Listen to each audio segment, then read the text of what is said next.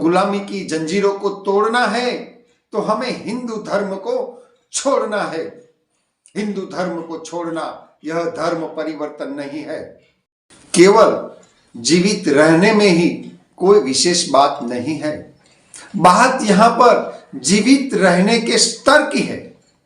तो बाबा साहब ने जीवित रहने का स्तर संविधान में निर्धारित कर दिया है।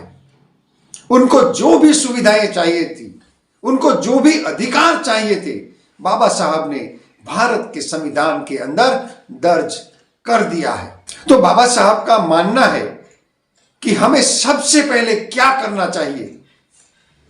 तो बाबा साहब यह मानते हैं कि हमें सबसे पहले हिंदू धर्म को छोड़ देना है।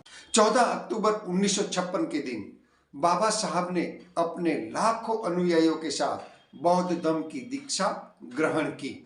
उसके ठीक एक दिन के बाद 16 अक्टूबर के दिन बाबा साहब ने दूसरा दीक्षा समारोह का आयोजन किया। वहां पर भी बाबा साहब के लाखों अनुयायी दीक्षा लेने के लिए पहुंच चुके थे। बाबा साहब बीमार रहते थे। बाबा साहब ठीक से चल भी नहीं पाते थे। बाबा साहब को बोलने में भी दिक्कत हो रही थी। बाबा साहब को एक कुर्सी दी गई। बाबा साहब उन पर बैठे और फिर अपने अनुयायियों को पंचशील त्रिशरण ग्रहण करवाए। उसके बाद बाबा साहब कुछ नहीं बोले, वहां भाषण नहीं किया, सिर्फ एक वाक्य बोले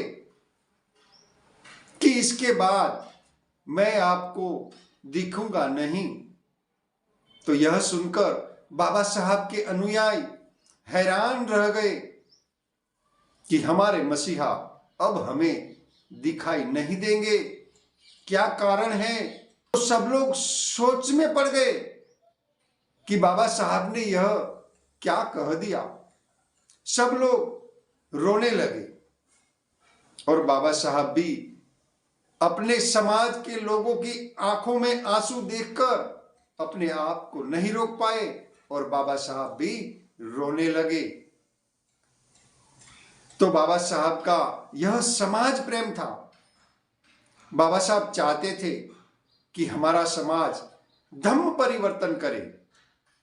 इसलिए हमारे समाज के कुछ नवयुवकों को बाबा साहब ने यह पैगाम दिया है कि सभी लोगों की समझ में मेरी बात आने वाली नहीं है, मगर कुछ पढ़े लिखे नवयुवक आगे आएंगे और यह कारवां आगे ले जाने का काम करेंगे। तो बाबा साहब ने अपने लाखों अनुयायियों को धम्म दीक्षा दी। भीम की आवाज चैनल पर आपका मैं स्वागत करता हूं। अगर मेरी वीडियो आपको पसंद आए, आपको चैनल पसंद आए, तो चैनल को सब्सक्राइब जरूर करें और इस वीडियो पर भी लाइक जरूर करें।